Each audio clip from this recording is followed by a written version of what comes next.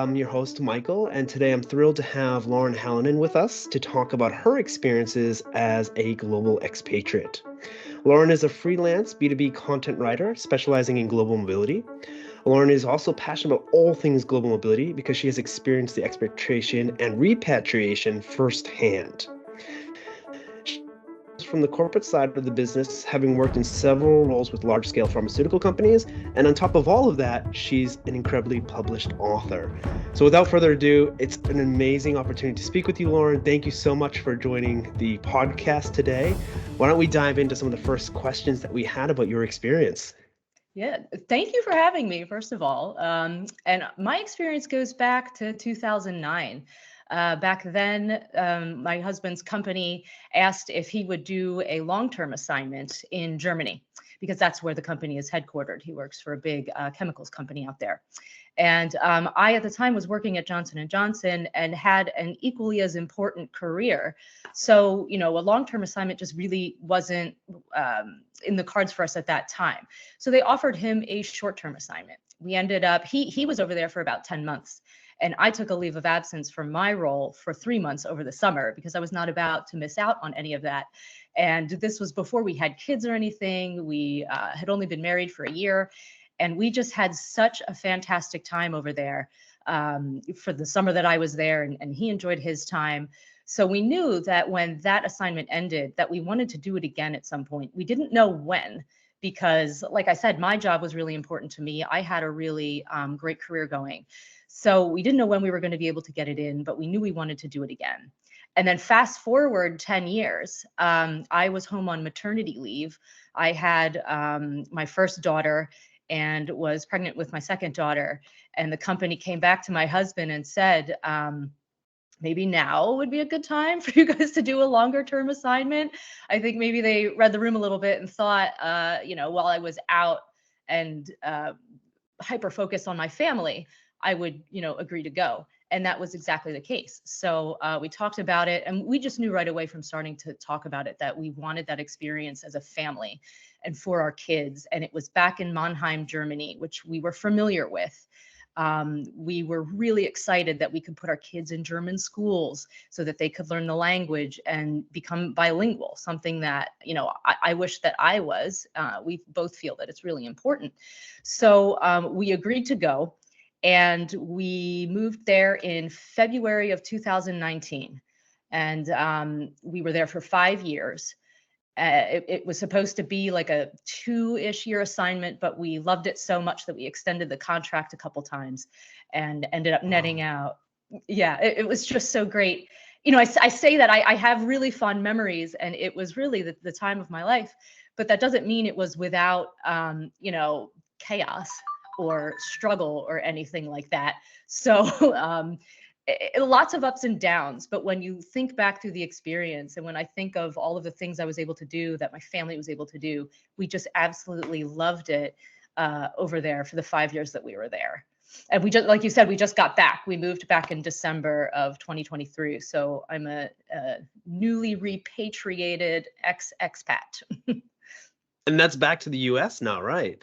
Yes, I'm in New Jersey in the US. It's Yeah. amazing. Yep, which is So where we were you before. had almost the ideal situation where you got your kind of proverbial feet wet going on first assignment for a couple of months, Yeah. get to explore the area, and then get to go back with the family. How was Yeah. that though? Because you mentioned it was a young family, you're just starting out.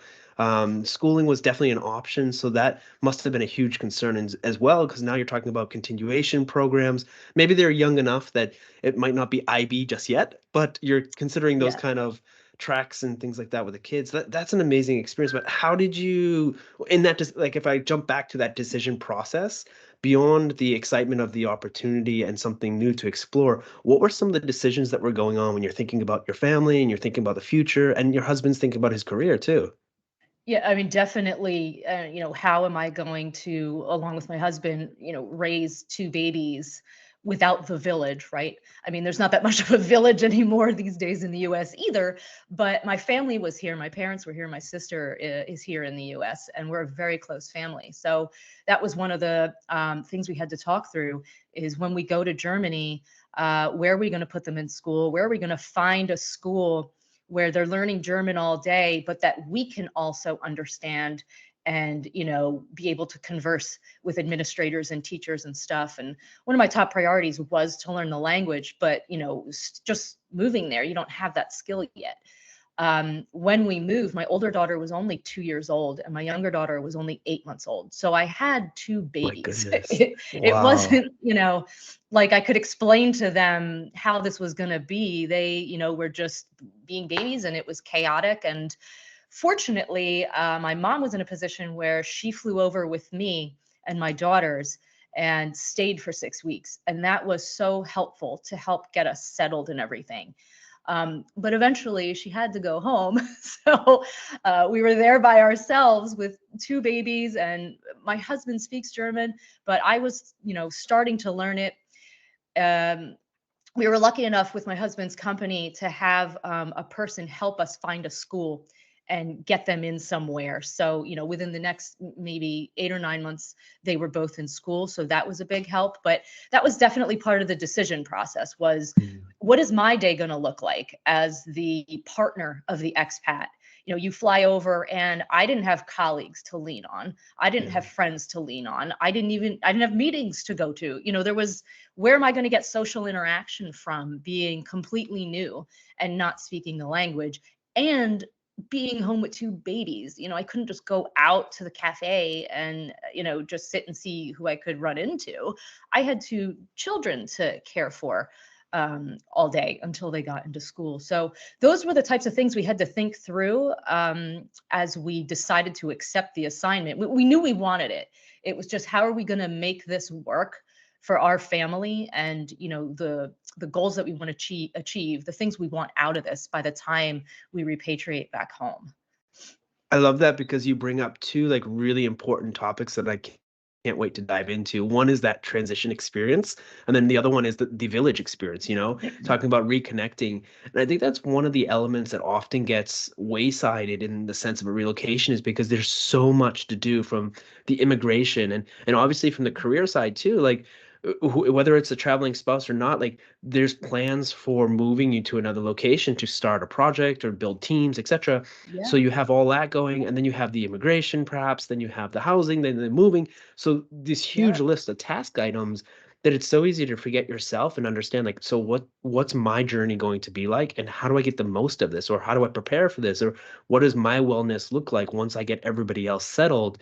And often that's yeah, not something that's even considered, and at best, it gets delayed to last minute until you're already there.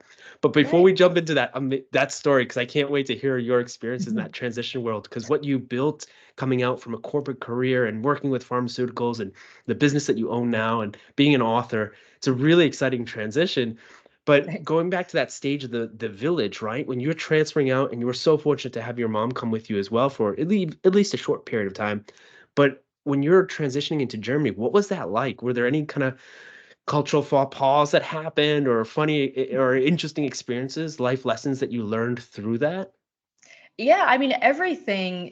I mean it's so familiar yet different. I mean, you go to the supermarket, for example, and that should be a familiar like experience, but you're in the checkout line in Germany and they're rushing all your products through and you've got a bag and you've got to pay, and if you take too long, you actually get in trouble.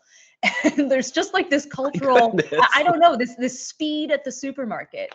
And then, it's often said, and this is a big generalization, but Germans are a little bit, they're not so warm when you first meet them. They're very standoffish.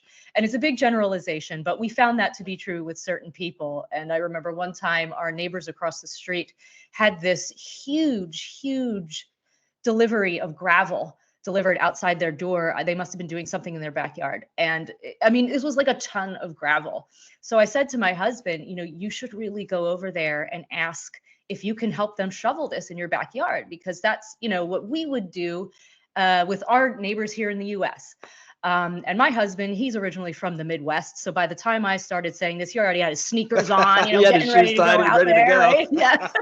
He's already thinking about it. So he said, he went out there and my kids were napping. So I was kind of watching from the window, and he went out there and you could see their faces kind of surprised that he walked over there And, we knew each other's names, but it was nothing at that point more than a hello, as you're, leaving in the morning or whatever. So he asked them, do you need any help? I'd be, happy to come over and shovel and bring all this back into your backyard. And you could see the surprise on their faces, but they said, yeah, we'd actually really could use some help.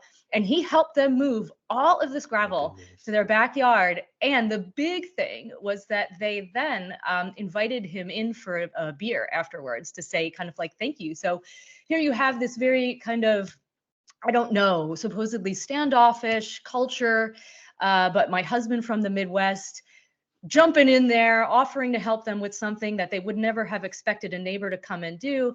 And that started to build the friendship, that it turns out that they're really sweet people. And, they're not standoffish at all. It's just that cultural difference. Somebody's got to kind of walk in and make that first move. And big generalization on the American side of things. Yeah, you can always count on the Americans to kind of walk in and just be like, oh, hey, I'm here. And how can I help? And what do you want to know about me? And things like that. So that was a kind of a fun thing to live through and see happen in front of my eyes as we were new there. That probably happened about a year in. Oh, that a year in. Wow, that's Yeah, amazing. it was It's funny. funny that you had the chance to break the ice on that because I also think about stories that I've heard of individuals living mainly in Europe, particularly because it's almost you expect it to be the same, but it's not. So it's Yeah, this weird. When I moved first, I went to Asia and then I went to the Middle East. So it was very easy in the sense of knowing that this is going to be extremely like nothing I've ever yeah, experienced. Start over, yeah, start fresh. But Europe, I see is difficult because you're still using perhaps you haven't had the shock yet, perhaps, and you're still using that old reference point. And if people are cold or they're not engaging, you're interpreting that in a whole different level and a whole different experience. Whereas if you just yeah, kind of do that, get out there and kind of break that barrier, then you start to realize, oh wow, like I can't believe if you never took the gumption to do that, right? To go and to help a neighbor or to yeah, interact with them and make that awkward moment.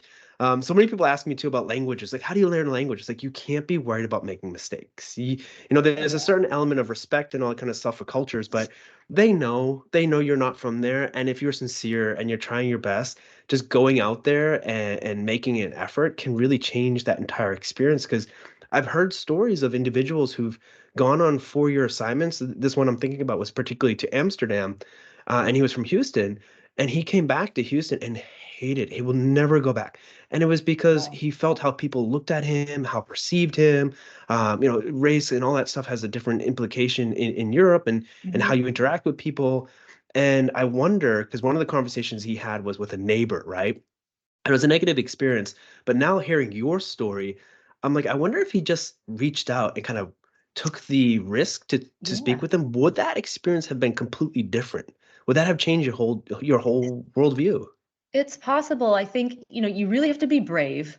You really have to put yourself out of your comfort zone. And that's kind of logical advice that you get in most situations, right? But when your well being and your sense of social circle depends on it, like you've just moved to a new culture, a new country, you really have to dig deep and say, I'm going to be brave and I'm going to go out there and I'm going to do my best German. And it's going to be riddled with mistakes, but they're going to appreciate me trying. And if I meet someone and they don't appreciate that, then okay, I'll just move on to the next one. I've got to be brave again. I've got to dig deep down again and be brave and try it again and try it over and over again until you find your people and they don't care how many mistakes you make. I was so fortunate that through the school, I found this amazing group of women whose kids were in the same classes as my daughters and they turned into my best friends there. They're phenomenal. And we got to the point where I would be saying something in German. We only spoke German. I would be saying something in German. Amazing. And I this was was pretty your proud. second language. You were learning it when you were there. Yeah, I was. I was. I Wow. was pretty proud of myself, but it's rough, right? My German's rough. And they would start to like finish my sentences for me whenever I would get stuck. And it was so nice because I never felt bad about it. They welcomed me into their culture, into their homes. We helped each other out with kids stuff. When we talk about the village, these people were my village. And, I one of my goals was to learn the language, and I learned it to the point where I could be conversant, but I make tons and tons of mistakes, and I don't even care anymore. If someone's gonna fault me for living in a country and learning the language and making mistakes at it, that's really their own issue. There's something else going on there with that person, because I'm trying my best to assimilate and be as local as I can and learn something new for myself. And in my experience, most people, whenever I started in German, most people were appreciative. They were really appreciative that I gave it a shot. And the longer I stayed, people stopped switching to English. So it just kind of grew on itself. But it all stemmed from that moment of being brave and saying, this is going to be awkward, but I'm going to do it anyway and try to embrace it, because I mean, worst case scenario, it'll make for a funny story to the people back home. That's such a beautiful way to think of it, really. Because it's all about how you engage that experience, right? Because it's either or. You could go into it and come out from a negative experience, or you can come out from positive. But that is actually, I think, one of the takeaways that I hear you saying is that's kind of in your control. That's how you approach It situations, and totally is. there you have the ability to reframe how you experience things. Well, we could talk about this forever because you and I have such shared experiences, and I love jumping into the Right. nitty gritty of these. But for our viewers, one of the other things that I feel is a very engaging topic in understanding is your transition experience. So not only just from a physical, hey, I'm moving, my partner has a job, I'm giving up my career, but you almost, if I dare say, reinvented yourself and found an opportunity to thrive in this whole situation. Can you talk a little bit about that? Yeah, that's how I feel about it. Because when I moved over there, I had my career at J&J and I loved it and I was doing really well. And then I had kids, and that was very, very different. So that was, transition one, was going from, a corporate employee, a leader in the organization, to becoming a mom and quitting my job and not having that corporate identity anymore. That, for the time being, was behind me. And I had to figure out how to be a mom.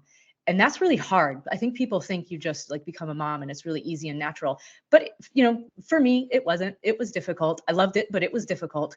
And then layer on top of that, I guess transition number two is being a mom in a foreign country without my family or my network around. So Mm, being a new mom and trying to build something at the same time, when it's really, my husband's the only one that I knew there in the beginning. And that is really, it was exciting. I can't say that it was all stress, but there was also a lot of stress, right? mm, You've got the kids stuff, you've got the kids illnesses, you've got them waking up in the middle of the night. My husband was the one who had the job, so I was the one on night shift all the time.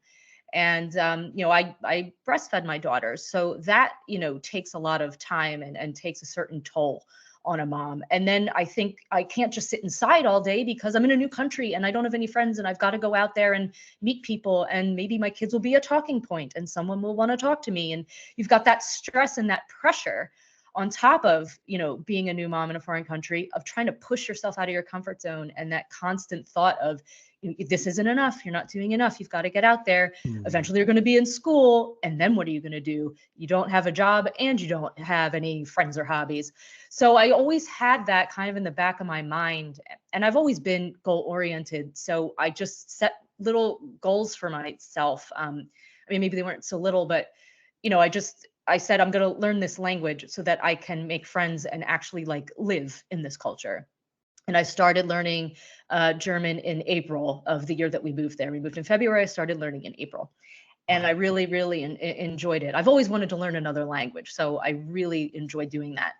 And then I said, I'm not working right now. I've always wanted to start my own business. What is it that I can do from here, more or less from home? And that's where I thought maybe I could write a children's book. And I did write a children's book and found a publisher and got it published. And then I had another idea Amazing. for another children's book, and I wrote that and I got that published as well. So it was a learning experience through all of that. And I realized, what, publishing children's books is really cool, but I don't know that that is going to be the thing that I'm going to be able to embrace all day long. But I love writing, and I love this sense of global mobility and how it's always looked at from the corporate perspective Yeah. and the employee perspective. There's not that much. It's really only recently that people are starting to look at global mobility through the eyes of the partner or the spouse or the family members. And I wanted to kind of wedge myself in there and read all I could about that. And I decided to just create my own freelance B2B writing company. I And love I'll that. write, yeah, I'll write for companies in the global mobility, whatever services they provide within that value chain. And I like writing long form content, so like white papers and case studies and articles, something I can like sink my teeth into and do the research and learn along with it.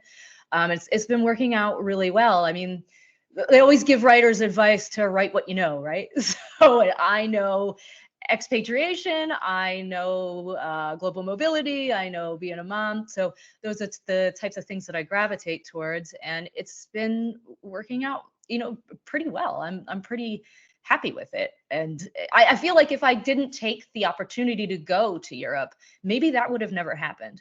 Maybe I Mhm. would never have published 2 children's books, or maybe I never would have sat down and said, okay, on my nights and weekends, I'm going to start this freelance business and give this a shot and do something that I really enjoy doing.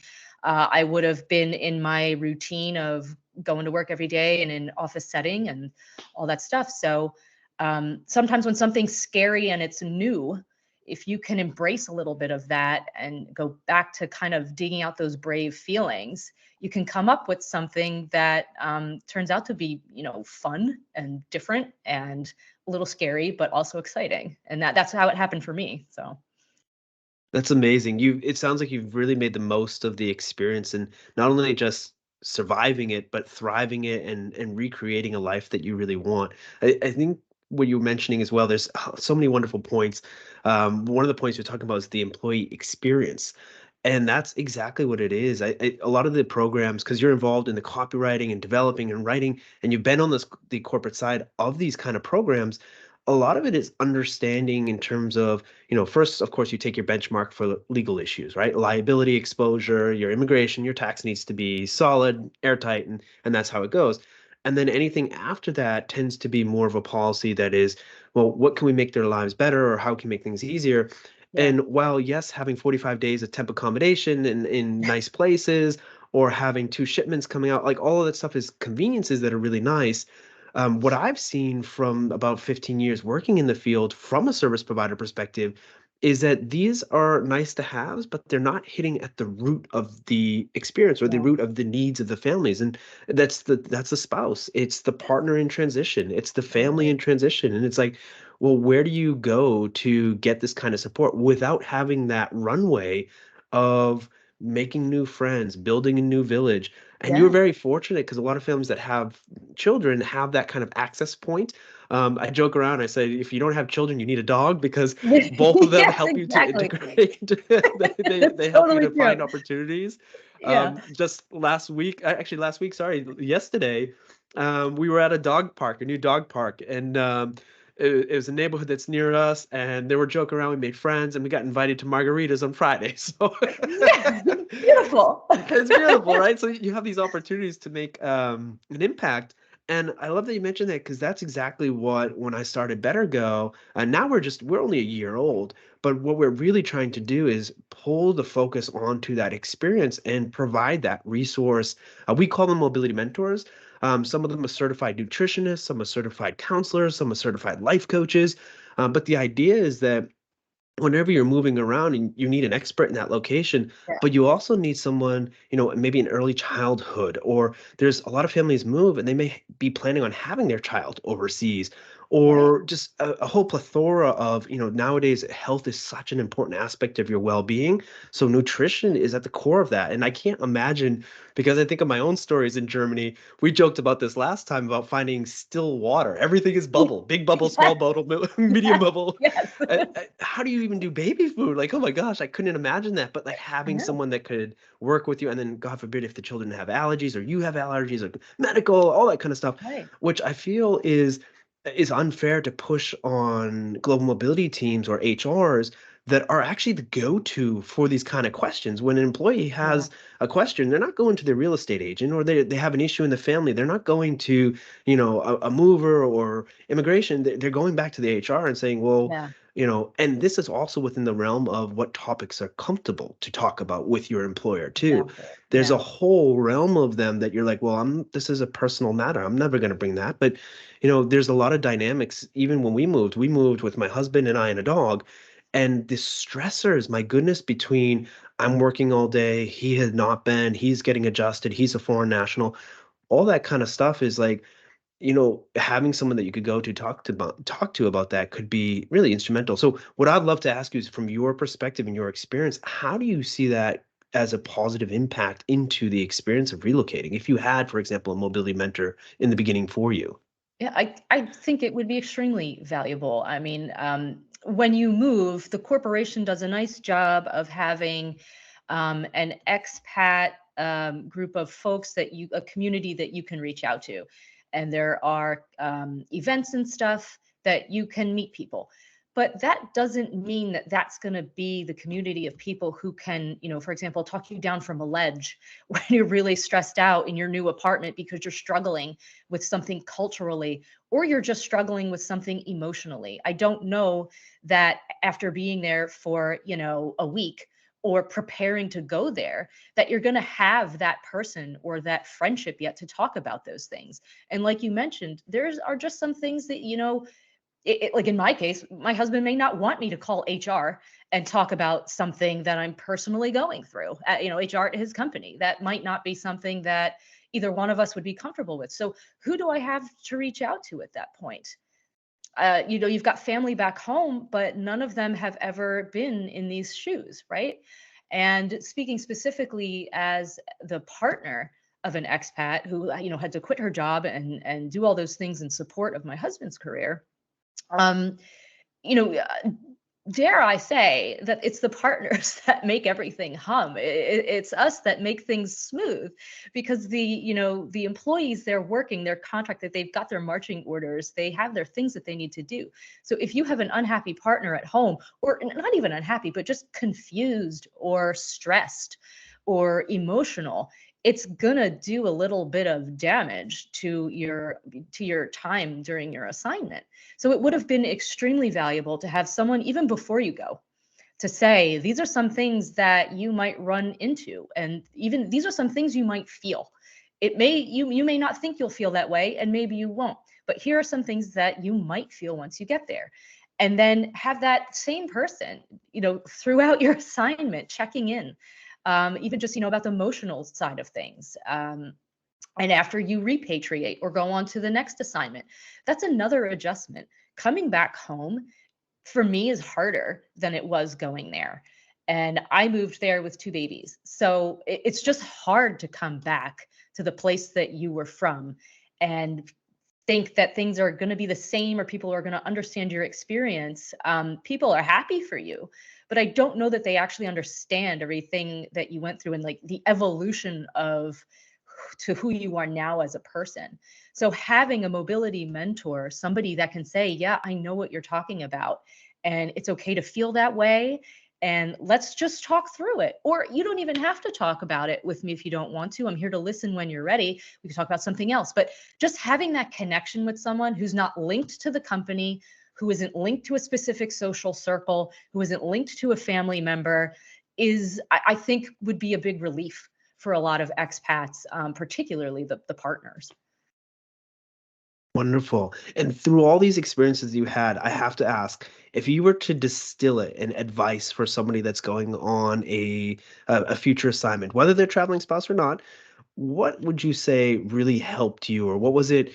Maybe it was a characteristic, or was a belief or worldview. What was it that was your kind of underlining support system that you can look back now and say, this was one of the key, maybe not the only one, but one of the key elements that got me through this whole transition? And in those moments of ambiguity, those moments of Mhm. stress, those moments of I no idea what's going to happen tomorrow, all Right. those kind of things. What kind of advice would you give to someone if they were to say, hey, what can I focus on? Even though I can't figure out the whole thing, what can I focus on a day-to-day perspective to feel that I'm moving ahead and getting traction?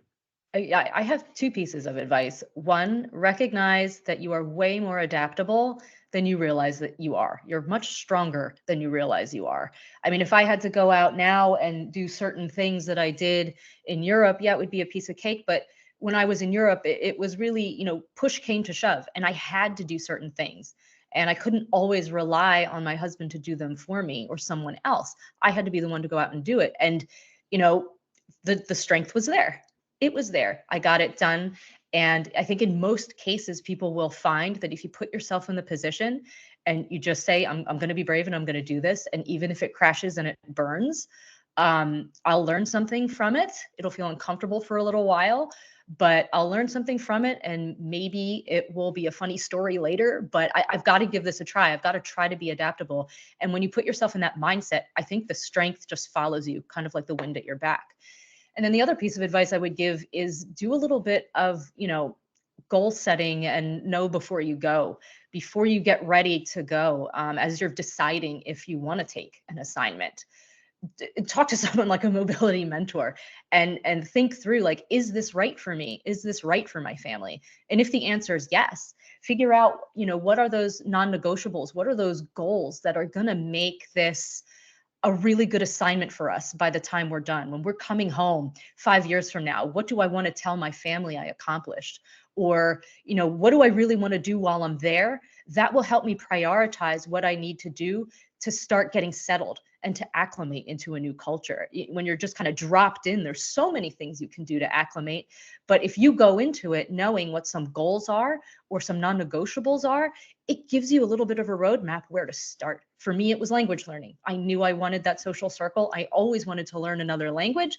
So for me, it was like, okay, first things first, I've got to figure out and get a handle on speaking German. It just gave me an order of operations that I was able to follow for the 5 years. And that's how my brain works. So of course, that's going to be my advice, but it worked out well for me. And I would just encourage people to rely on their own strength and adaptability and, figure out what is critical for you to do while you're there. What is critical for you to learn? What are your goals? What do you want out of the experience? And figure that out before you go. That would be the advice I would give. Thank you so much. That is so incredibly helpful and puts a really good perspective in understanding what you can plan for, what you can anticipate, and gives you great practical advice on understanding how to make that, Nope. even if it's small steps, getting a roadmap. There's nothing wrong with small steps. That's how you get to the big ones, right? Exactly. Lauren, thank you so much for the time. It was Thank you, absolutely Michael. wonderful to hear your story, your journey, and also to get a glimpse of what would make an assignment successful. You've got an amazing track record and an author, published author. And if I'm not mistaken, you have a book coming out in just a couple of days on February 3rd, right? Yeah, yeah. On February 3rd on Amazon, everybody could buy my book, The Fart That Saved Magnetic Miles. And if The you want to Fart That figure Saved out Magnetic how it Miles. saved them, you're going to have to pick up a copy. I love that. What an intriguing title. Right. And And now you have also, to get a copy, right? yeah, absolutely.